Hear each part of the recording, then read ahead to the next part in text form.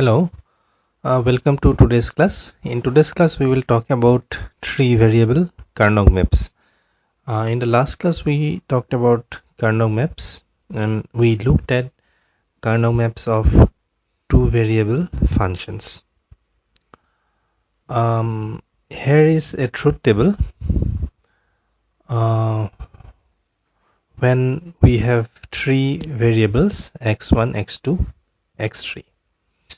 So when we have three variables, we will have 8 rows in our truth table. The rows, each row will be for one particular combination of values for the input variables. So for the first row, the values of the three variables x1 is 0, x2 is 0 and x3 is 0, and that actually corresponds to the min term 0. In the second row, the values are 0, 0, 1, which corresponds to the min term 1, and then we have 0, 1, 0, which is min term 2, and so on. Now when we have to represent a truth table in a Karnaugh map, this is how the three variable Karnaugh map looks like. So here we are representing the two variables x1 and x2. So each column is used to represent one particular input combinations of the variables x1 and x2, and variable x3 is represented along the rows. So for example, the first column corresponds to the case where the variable x1 and x2 is equal to 0, 0. So x1 is 0 and x2 is 0 in this particular cell, and similarly in the next cell in the same column x1 and x2 is equal to 0, 0. In the next column, it corresponds to the case where the variable x1 and x2 is equal to 0, 1. So the first cell in this column, as x1 and x2 will be equal to 0, 1, and similarly on the other cell in the same column, x1 and x2 will be equal to 0, 1. The next row corresponds to the case where x1 and x2 is equal to 1, 1. So after 0, 0, we had 0, 1, but here we don't have it 1, 0, we have it 1, 1. So this is something you should note, that in the first column we had 0, 0, then we had 0, 1, and next we don't have it 1, 0, we have it 1, 1. And it is done this way so that only one variable changes between the two columns. So when I have it 0, 1 here and then I have 1, 1 here, that means only x1 is changing from 0 to 1, whereas x2, which was equal to 1 in the second column, is still 1 in the third column. So only one variable, that is x1, has changed. Similarly, between this column and the next column, in the highlighted column, x1 is equal to 1, and in the next column x1 remains 1.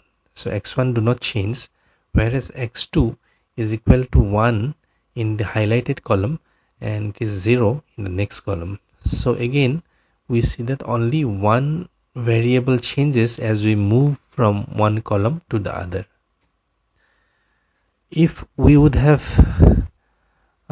kept this column as 1, 0, then we see that x1 will change from 0 to 1 and x2 will change from 1 to 0. So both the variables would have changed.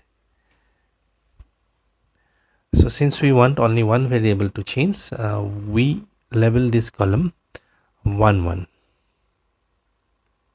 which means for both the cells in this column, x1 and x2 will be 1 1, and here also it will be 1 1. The next column corresponds to the case where x1 x2 is equal to 1 0. So in both the cells, x1 x2 will be 1 0 here, and it will also be 1 0 in the next cell. Row wise, in this row x3 is equal to 0. So this row corresponds to the case where x3 is equal to 0, which means in all the 4 cells x3 will be equal to 0, which makes that we already saw that x1 and x2 is 0 0 here, and now x3 is also 0. So in this cell x1 x2 x3 is equal to 0 0 0, whereas on this cell x1 and x2 was equal to 0 1, and now x3 is 0 for this cell. So x1 x2 x3 for this cell will be equal to 0 1 0. Similarly, it will be 1 1 0, and here x1 x2 x3 will be equal to 1 0 0. For the next row, x3 is equal to 1 for the next row, which means in all the 4 cells x3 is equal to 1, which means in this cell x1 x2 x3 is equal to 0 0 1. In the next cell x1 x2 x3 is equal to 0 1 1. In the next cell x1 x2 x3 is equal to 1 1 1, and finally here x1 x2 x3 is equal to 1 0 1. One thing to note here is that the two highlighted columns here are adjacent to each other. Again, both the rows again is different in only one variable. For example, in this column, in the green column, x1 and x2 is equal to 0 0, and in the column highlighted with the color yellow, x1 and x2 is equal to 1 0, which means x1 is 0 here and x1 is 1 here. So x1 has changed, where x2 remains 0 in both the columns. So x2 do not change. So between the two variables only one is different. Since these two are adjacent to each other, it also means that this cell is adjacent to this cell. So when later on when we make groups of 1, we can consider these two cells as adjacent. Similarly, the two cells marked here are adjacent to each other.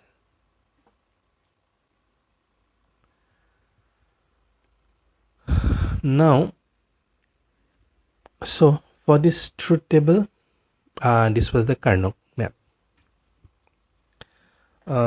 Again, I did not mention it earlier. As you can see, since we have 8 rows in the truth table, in the Karnaugh map, we will have 8 cells. And each of the cell in the Karnaugh map will correspond to one of the 8 minterms. For a 3 variable, when we have 3 variables, we will have 8 minterms in total. So each of the 8 cell in the Karnaugh map will correspond to one minterm.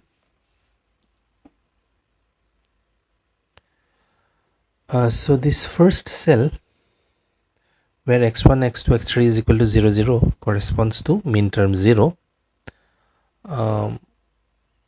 The next cell where x1, x2, x3 is equal to 0 1 0 corresponds to the minterm m2. The next cell where x1, x2, x3 is equal to 110 corresponds to the mean term M6, and next is the mean term M4. The next cell here corresponds to mean term 1, and the next cell here corresponds to the mean term M3, and then the next cell corresponds to the mean term M7, and finally this cell where x1, x2, x3 is equal to 101 corresponds to the mean term M5, mean term 5. So you need to remember this mapping. So if we count it, so this is 0, mean term 0, mean term 1, mean term 2, mean term 3, mean term 4, mean term 5, mean term 6, and mean term 7. Now any given function we can minimize using the Karnaugh map. Let's say this is the given Boolean function, so the truth table is given to us, and we already know how to represent a given function as the sum of minterms. So in the sum of minterm notation, the truth table can also be represented as the sum of minterms 1, 4, 5, and 6. That's because the function is equal to 1 for minterm 1, minterm 4, minterm 5, and minterm 6. So we can write the function as sum of minterms 1, 4, 5, and 6. We already know each of the row corresponds to one of the minterm. So here we can see that minterm 1 is equal to 1, minterm 4 is equal to 1, minterm 5 is equal to 1, minterm 6 is also equal to 1. Now we have this 3 variable Karnaugh map. Now when we want to represent this given Boolean function in the Karnaugh map, since minterm 0 is 0, this first cell will be equal to 0. Next, minterm 1 is equal to 1, so the cell marked will be equal to 1. Minterm 2 is equal to 0, so the cell that is marked as 0. Then minterm 3 is equal to 0, so given so the marked cell is so 0 is put on the marked cell. Then minterm 4 is equal to 1, so this particular cell will be equal to 1. And then minterm 5 is equal to 1, so this particular cell will be equal to 1. Then minterm 6 is 1, so this particular cell will be equal to 1. And finally minterm 7 is 0, so this particular cell will be equal to 0. So this is how the given function will be represented in the 3 variable Karnaugh map. So once we represent the function in the Karnaugh map, the next step is to make groups of ones. We will make groups of one when we want to represent the given Boolean function as the sum of product expression. So when we want to express the given function as the sum of product expression, we will make groups of 1. So now, and if you remember, we can make groups of size 1, 2, 4, 8, 16, and so on. So now here we can, this is the first group we can make, which will be of size 2. Because these two cells are adjacent, and hence we can combine to form one group. So now we have two other cells which have 1, but so far have not been covered by any group. So we may think that we will make a group something like this. It's always better to make the group size as big as possible. So if we consider only a single one, it would have been a group of size 1. But we can do better by combining both these cells, in which case we have a group of size 2.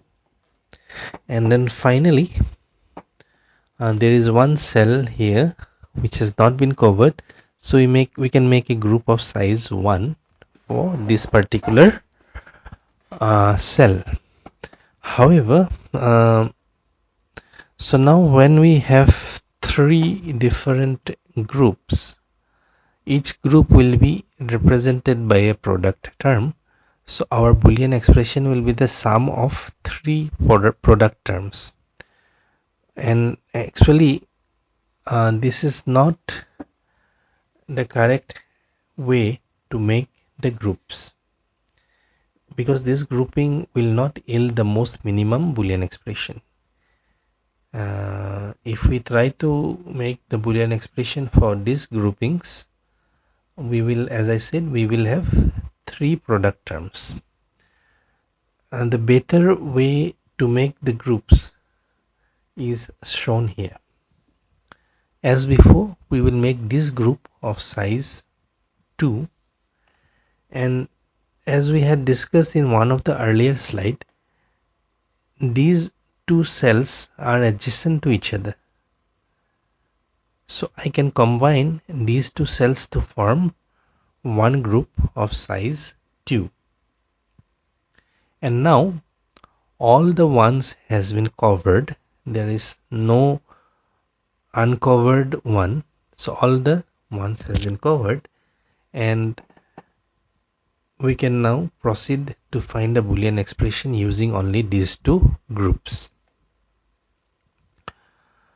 To find a Boolean expression, let us consider the group colored blue first. This particular cell, which belongs to the group, can be represented, actually it represents the min term 6. This particular cell represents the min term 6, and min term 6 is x1, x2, x3 prime. The next cell in this group corresponds to min term 4, and min term 4 is x1, x2 prime, x3 prime. So now when we compare these 2 product terms, we see that x1 appears only in the uncomplemented form, whereas x2 appears both in the uncomplemented and the complemented form. In the first term, x2 appears in the uncomplemented form, and in this term x2 appears in the complemented form. Since the variable x2 is appearing in both complemented and the uncomplemented form, we can discard this variable. The next variable x3 appears only in the complemented form, so we will not discard x3. After discarding x2, we are left with these 2 product terms, x1, x3 prime. The next one is also x1, x3 prime. So now it means that the blue colored group can be represented by the product term x1, x3 prime. Similarly, for the red group, for this cell in the red group, it corresponds to min term 1, and min term 1 is x1 prime, x2 prime, x3. And the second cell in this red group corresponds to min term 5, and min term 5 is x1, x2 prime, x3. So here is a typo here. It should be x3, not x3 prime. So now when we compare the 2 terms, we will see that x1 appears in both uncomplemented and the complemented form. So we can discard x1. x2 appears only in the complemented form, so we will keep x2, and x3, actually this is x3, so x3 appears only in the uncomplemented form, so we will not discard x3. So after this we are left with this product terms, x2 prime x3, x2 prime x3, and hence the red colored group can be represented by the product term x2 prime x3. So now we have the product term for each of the groups, and now we can write our minimized Boolean expression as the sum of these two product terms. Hence f is equal to x1 x3 prime plus x2 prime x3. So this is the minimized Boolean expression that we found using Karnaugh Maps. Now let us look at another problem. So find the minimized Boolean expression for the following Boolean function in the sum of product form. So the given function is the sum of the minterms 0, 2, 4, 5, 6. So if you have to represent this Boolean function using 3-variable Karnaugh map, since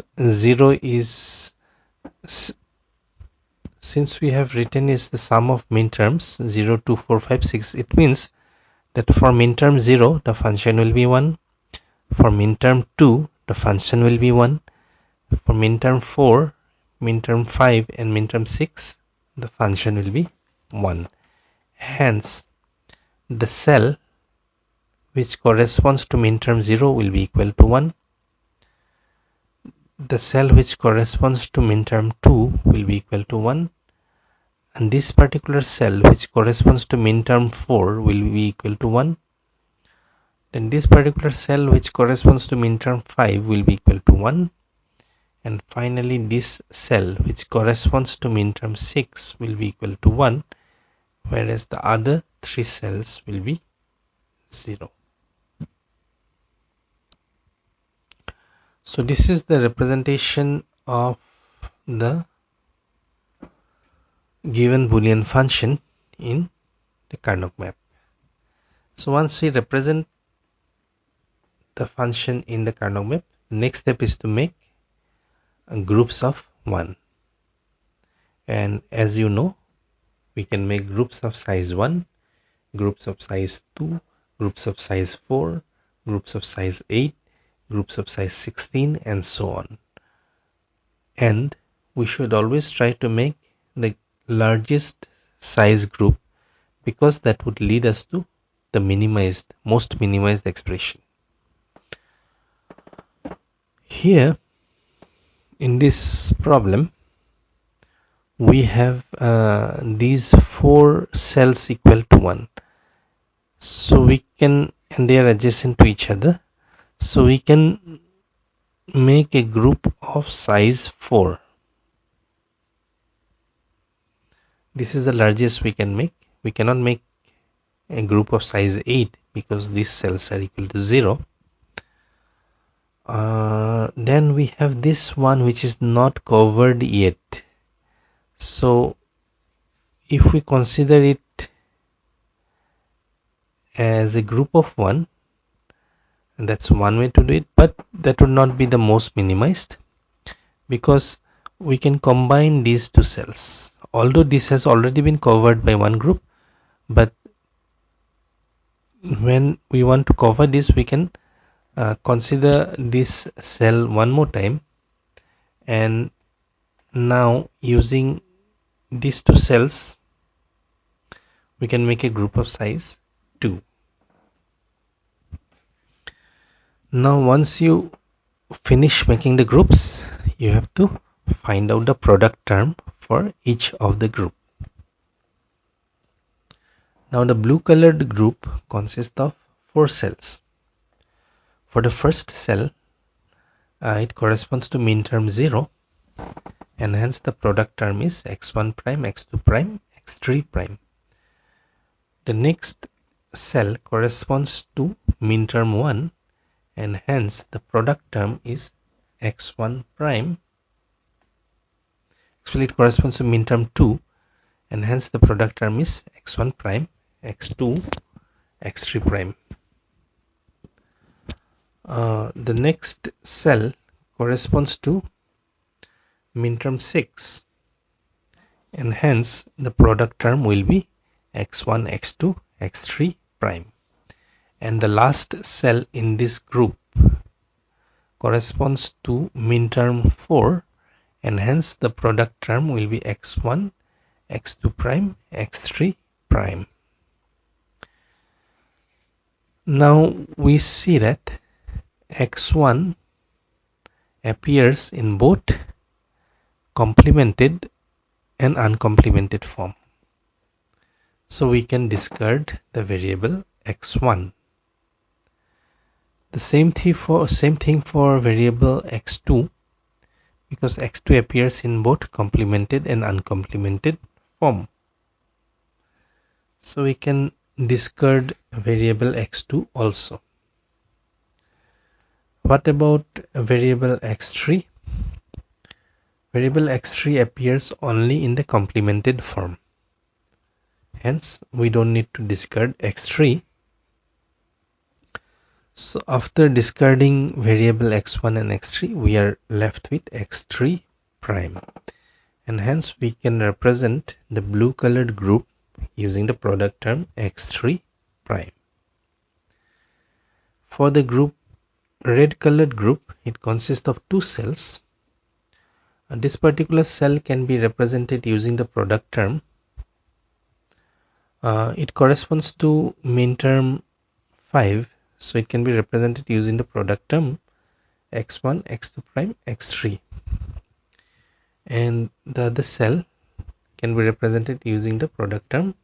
It corresponds to min term 4, so it can be represented using the product term x1, x2 prime, x3 prime. So now between these two product terms, we can see that x1 appears only in the uncomplemented form, so we will not discard x1, whereas same thing for x2 variable, it appears only in the complemented form, so we will not discard x2. However, x3 appears in both complemented and uncomplemented form, so we will discard x3. Now after discarding, we see that the product term to represent the red colored group is x1, x2 prime. So we have found the product term for each of the two groups. So now we can write the minimized Boolean expression as the sum of the two product terms, and hence for the given Boolean function, the minimized Boolean expression is equal to x1, x2 prime plus x3 prime. So with that, I'd like to end today's class. We will meet again in the next class. Thank you. Bye.